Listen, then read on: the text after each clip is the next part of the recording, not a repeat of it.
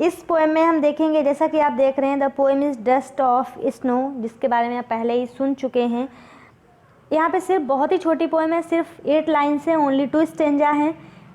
अब हम आपको ये बताएंगे कि इस पोएम की स्टार्टिंग कहाँ से होती है, यानी कि कभी किस तरह से एक्सप्लेन करता है, डिस्क्राइब करता है।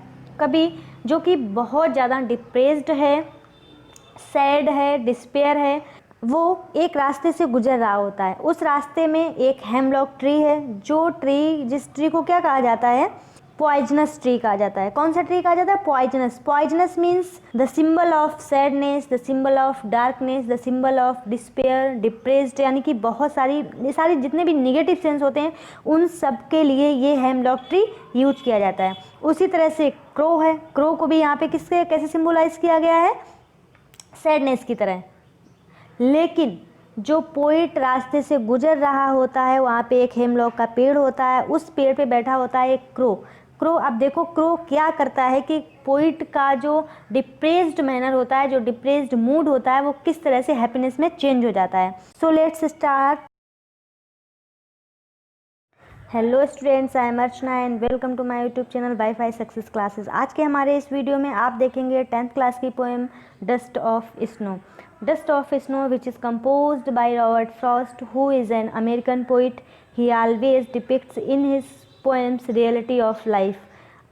या फिर हम कह सकते हैं he is an very realistic poet, यानी कि हमेशा एक रियलिटी को शो करते हैं अपनी पोएम्स में। स्क्रीन पे आप एक पिक्चर देख रहे हैं, जिस पिक्चर में आपको दिख रहा है एक क्रो दिख रही है, स्नो दिख रही है, एक ट्री दिख रहा है। यानी कि इस पोएम में कवि ने 3-4 चीज़ों को एक्सप्लेन किया है, डिस्क्राइब किया है। जैसे कि फर्स्ट थिंग इज़ क्रो, जिसे कि हमारी सोसाइटी में बैड ओमेन माना जाता है, यानी कि बुरा माना जाता है, मनहूस माना जाता है। बिल्कुल उसी तरह से जिस तरह से बिल्ली को माना जाता है। कहा जाता है कि अगर बिल्ली रास्ता काट जाए तो हमारा सारा काम खराब हो जाता है, या फिर उस काम की शुरुआत ही खराब हो जाती है। उसी तरह से क्रो को भी क्या माना जाता है? बैड ओमेन माना जाता है, मैसेंजर ऑफ डेथ माना जाता है, मैसेंजर ऑफ सैडनेस माना जाता है। और इस पोएम में एक ट्री, यानी कि हेमलॉक ट्री को एक्सप्लेन किया गया है, बताया गया है, जो कि एक पॉइजनस ट्री माना जाता है, यानी कि जहरीला पौधा माना जाता है। लेकिन कभी ये कहने की कोशिश कर रहा है कि कभी कभी हमारी लाइफ में जिन चीज़ों को हम बुरा मानते हैं, या जो हमारे लिए कैसी होती हैं, इनऑस्पिशियस होती हैं, ऑमिनस होती हैं, वो भी हमें हैप्पीनेस प्रोवाइड करती हैं, खुशी देती हैं। Robert Frost, who has born 26th of March 1874 and died in 29th of January 1963. So let's start the introduction to the poem Dust of Snow. सबसे पहले तो हम ये जानेंगे कि डस्ट ऑफ स्नो का मतलब क्या है। डस्ट का मतलब होता है, वैसे तो धूल होता है, हम सभी को पता होगा, लेकिन यहाँ पे इसका मतलब धूल से नहीं है, बल्कि क्या है? सैंड से नहीं है, यानी कि रेत से नहीं है, बालू से नहीं है, बल्कि क्या है? पोर है। पोर मीन्स होता है उड़ेलना या फिर झाड़ना। So let's start the poem. The poem dust of snow by Robert Frost is a simple and short poem, यानी कि जो पोएम है रॉबर्ट फ्रॉस्ट के द्वारा लिखी गई है, और ये बहुत ही छोटी सी और बहुत ही सिंपल सी पोएम है, with a deeper and larger meaning. यद्यपि इस पोएम में शॉर्ट पोएम है, इस पोएम में देयर आर ओनली 2 स्टेंजा, सिर्फ 2 स्टेंजा हैं, and every stanza includes 4 lines, but it has a deeper meaning, यानी कि इसका जो मतलब है, जो सेंस है, जो अर्थ है, वो बहुत ही गहरा है, यानी कि बहुत ही यूजफुल है। The poet explains how an act as petty as experiencing snow on one's body can brightens one's day up, यानी कि कभी ये कह रहा है कि किस तरह से जो छोटी छोटी चीज़ें हैं, जो इल ऑमिन चीज़ें हैं, वो हमें किस तरह से खुशियाँ प्रोवाइड करती हैं, हमारे लिए हैप्पीनेस लेके आती हैं, वो ये बताने की कोशिश की है उसने कहा है छोटी छोटी चीज़ों के द्वारा हमारे किस तरह से पूरे दिन को खुशियों से भर दिया जाता है, हमारे दिन को ब्राइटन कर दिया जाता है, शाइन अप कर दिया जाता है, लाइट अप कर दिया जाता है। कवि ने इसमें अपना मैसेज देने की कोशिश की है, कहा है ऑलवेज अ लार्जर सिग्निफिकेंस। हम हमेशा ऐसा सोचते हैं कि बड़ी बड़ी चीज़ें ही, जो महत्वपूर्ण चीज़ें होती हैं, वही हमारे लिए बेनिफिशियल होती हैं, वही हमें फ़ायदा देती हैं, वही हमारे लिए खुशियाँ लेके आती हैं, but it is not so. A little thing touches a larger thing. कभी कभी क्या होता है, छोटी छोटी सी चीज़ें जो हमें बहुत ज़्यादा फील, जिनको हम कर लेते हैं, छोटी छोटी सी चीज़ें हमें बहुत ज़्यादा क्या करा देती हैं, हमारे हार्ट को टच कर जाती हैं, हमें खुशी दे जाती हैं, हमारे हार्ट को छू जाती हैं। इस पोएम में हम देखेंगे, जैसा कि आप देख रहे हैं, the poem is dust of snow, जिसके बारे में आप पहले ही सुन चुके हैं। यहाँ पे सिर्फ बहुत ही छोटी पोएम है, सिर्फ 8 लाइन्स हैं, ओनली 2 स्टेंजा हैं। अब हम आपको ये बताएंगे कि इस पोएम की स्टार्टिंग कहाँ से होती है, यानी कि कभी किस तरह से एक्सप्लेन करता है, डिस्क्राइब करता है। कभी जो कि बहुत ज़्यादा डिप्रेस्ड है, सैड है, डिस्पेयर है, वो एक रास्ते से गुजर रहा होता है। उस रास्ते में एक हेमलॉक ट्री है, जो ट्री, जिस ट्री को क्या कहा जाता है, पॉइजनस ट्री कहा जाता है। कौन सा ट्री कहा जाता है? Poisonous. Poisonous means the symbol of sadness, the symbol of darkness, the symbol of despair, depressed, यानी कि बहुत सारी जितने भी निगेटिव सेंस होते हैं उन सब के लिए ये हेमलॉक ट्री यूज किया जाता है। उसी तरह से क्रो है, क्रो को भी यहाँ पे किससे कैसे सिंबलाइज किया गया है? सैडनेस की तरह। लेकिन जो पोइट रास्ते से गुजर रहा होता है, वहाँ पे एक हेमलॉक का पेड़ होता है, उस पेड़ पे बैठा होता है एक क्रो। क्रो, अब देखो क्रो क्या करता है कि पोइट का जो डिप्रेस्ड मैनर होता है, जो डिप्रेस्ड मूड होता है, वो किस तरह से हैप्पीनेस में चेंज हो जाता है। The way a crow Shuk down on me the dust of snow from a hemlock tree, यानी कि द वे अ क्रो, किस तरीके से, किस मैनर में जो क्रो है वो मूवमेंट करता है, एक्टिविटी करता है, शुक डाउन ऑन मी, और जो मेरे ऊपर गिरा देता है, उस एक्टिविटी के द्वारा मेरे ऊपर क्या गिरा देता है? द डस्ट ऑफ स्नो, यानी कि मेरे ऊपर बर्फ़ उड़ेल देता है, मेरे ऊपर बर्फ़ झाड़ देता है, गिरा देता है। क्रो जो कि हेमलॉक ट्री की एक ब्रांच के ऊपर बैठा है, जब मैं वहाँ से गुजरता हूँ तो वो पता नहीं कौन सी ऐसी एक्टिविटी करता है। यहाँ पे उसकी एक्टिविटी को मेंशन नहीं किया गया है, यानी कि उसके काम को नहीं बताया गया कि किस तरह से क्या करता है।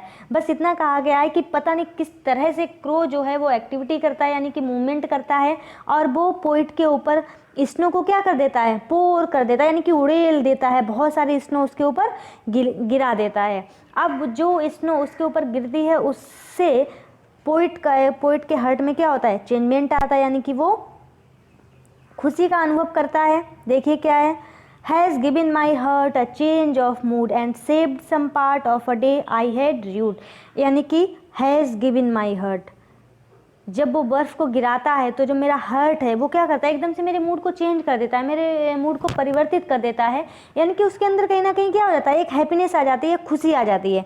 And saved some part of a day I had rued, यानी कि जो मेरा, मैं उदास था, मैं परेशान था, सैड था, स्ट्रेस्ड था, उस दिन को, जो मैंने पूरा दिन अपना इसी सैडनेस में स्पेंड कर दिया था, गुजार दिया था, लेकिन अब जो बाकी का बचा हुआ दिन था, यानी कि रेस्ट ऑफ द डे, जो हिस्सा था दिन का बचा हुआ, उस हिस्से को वो क्रो क्या कर देता है? लाइट अप कर देता है, ब्राइटन कर देता है, यानी कि खुशियों से भर देता है। उसकी एक्टिविटी से मेरा हार्ट एकदम से चेंज हो जाता है, और मेरा जो सैडनेस का मूड होता है वो हैप्पीनेस में क्या हो जाता है? कन्वर्ट हो जाता है, मैं खुश हो जाता हूँ। अब देखिए, इस जो सब्सटेंस है इस पोएम का, जो सार है वो ये है कि जो छोटी छोटी सी चीज़ें जिन्हें हम बुरा समझते हैं, जो हमारे लिए अच्छी नहीं होती हैं, वो भी हमें क्या कर देती हैं? कभी कभी खुशियाँ प्रोवाइड करती हैं, हमें हैप्पीनेस देती हैं। कभी ने यही कहा है कि वो क्रो जो कि जिसे हम इतना बुरा मानते हैं, मनहूस मानते हैं, ओमिनस मानते हैं, वो भी हमें क्या दे गया? एक खुशी दे के चला गया। यहाँ का जो सीन है, जो सीन क्रिएट किया गया, वो किसका था? सैडनेस का था, डिस्पेयर का था, ग्लूम का था। लेकिन उस क्रो की वजह से जो पूरा सीन है वो किस में कन्वर्ट हो जाता है? हैप्पीनेस में हो जाता है, खुशी में हो जाता है। और कभी का जो बचा हुआ दिन था वो पूरा कैसा हो जाता है? खुशियों से भर जाता है। अब इस पोएम में देखते हैं हम कुछ लिटरेरी टर्म्स जो कि यूज की गई हैं। जैसे फर्स्ट है, सबसे पहले हम देख लेते हैं, क्या कहते हैं उसे? Rhyming scheme. राइमिंग स्कीम क्या होता है? प्रत्येक लाइन्स के जो लास्ट के वर्ड्स होते हैं वो जब सेम होते हैं, जब उसका जो एक्सेंट होता है वो सेम निकलता है, तो उसे क्या कहते हैं? राइमिंग स्कीम कहते हैं। जैसे कि देख रहे हैं यहाँ पे फर्स्ट लाइन मैच कर रही है, जैसे कि क्रो स्नो, यानी कि जो बोलने का एक तरीका है वो कैसा है? सेम साउंड क्रिएट कर रहा है। उसी तरह से मी एंड ट्री, यानी कि फर्स्ट लाइन मैच कर रही है थर्ड लाइन से, सेकंड लाइन मैच कर रही है फोर्थ लाइन से, यानी कि जो राइमिंग स्कीम है वो क्या हो जाएगी? A B. ये हो गई है राइमिंग स्कीम इन लाइन्स की। उसके बाद देख लेते हैं, इसमें जो पहला लिटरेरी टर्म्स है वो यूज हुआ है, क्या से कहेंगे? इंजैममेंट। इंजैममेंट मीन्स क्या होता है? एक लिटरेरी टर्म्स होता है जिसमें कि जो भी पैरा यूज किया गया है, जो भी स्टेंजा यूज किया गया है, उसमें कोई भी पंक्चुएशन ना हो, कोई भी सेमीकोलन ना हो, कोई स्टॉप ना हो, यानी कि कोई भी पंक्चुएशन किसी भी लाइन में यूज ना किया गया। जैसा कि हम देख रहे हैं द बे अक्रो, यानी कि यहाँ पे लाइन खत्म होती है लेकिन फिर भी लाइन आगे कंटिन्यू हो जाती है। शुक down on me the dust of snow from a hemlock tree, यानी कि यहाँ पे कोई भी स्टॉप यूज नहीं हुआ है, कोई भी पंक्चुएशन यूज नहीं हुआ है, चारों लाइन्स को कंटिन्यू किया गया है। तो यहाँ पे जो लिटरेरी टर्म्स है वो क्या यूज किया गया है, इंजैममेंट। अब देखते हैं इसी लाइन में देखते हैं कौन सा यूज हुआ है। जैसे नेक्स्ट किया गया है एसोनेंस। एसोनेंस क्या होता है, vowel sound are repeated in a line, यानी कि जब वोवेल साउंड एक लाइन में रिपीट होता है तो उसे कहते हैं एसोनेंस। जैसे कि हम देख सकते हैं सेकंड लाइन में ओ यूज हुआ है। क्या यूज हुआ है, ओ, देखिए ओ, यानी कि O word is prominent in this line. इस लाइन में क्या हुआ है, ओ को रिपीट किया गया है। सिमिलर कहेंगे यहाँ पे भी ओ रिपीट हो रहा है, यहाँ पे भी ओ रिपीट हो रहा है। तो जब सेम साइन में वोवेल साउंड यूज किया जाता है, this is called assonance. Okay, next अब देखते हैं, नेक्स्ट लाइन में चलते हैं। इसमें क्या है, अब देखो पहले इसकी वही देख लेते हैं। राइमिंग स्कीम सिमिलर, जैसे कि उसमें कंटिन्यू चल रहा था वही यहाँ पे क्या हो जाएगा, सी डी। देखिए क्या है, जैसे कि ये कहाँ पे आ गया, ये सी आ गया, हर्ट हो रहा है पार्ट से, मूड हो रहा है रूट से, यानी कि सी डी। ये तो हो गया आपका क्या, राइमिंग स्कीम। नेक्स्ट अब देखते हैं इंजॉयमेंट, देख लेते हैं इसमें इंजॉयमेंट कैसे यूज हुआ। इसे जो कि आगे लास्ट की जो 4 लाइन्स थी वो फिर से कंटिन्यू हो गई, आगे 8 लाइन्स के बाद ही यहाँ पे स्टॉप हुआ, यानी कि यहाँ इन लाइन्स में भी कोई भी पंक्चुएशन यूज नहीं किया गया है। तो ये क्या हो गया, यहाँ पे हो गया यूज इंजॉयमेंट। अब यहाँ पे जो बी होता है वो साइलेंट होता है, तो इसे पढ़ेंगे इंजॉयमेंट। ओके, अब नेक्स्ट देखते हैं एलिट्रेशन। देखते हैं इसमें कौन सा लिटरेरी टर्म्स यूज हुआ है। Next is used here alliteration. Alliteration क्या होता है, there is the repetition of the words of same sound, यानी कि एक लाइन में जब सेम साउंड रिपीट होती है तो उसे कहते हैं एलिट्रेशन। जैसे कि फर्स्ट लाइन में हम देखेंगे, जैसे कि हुआ गया यूज एंड हर्ट।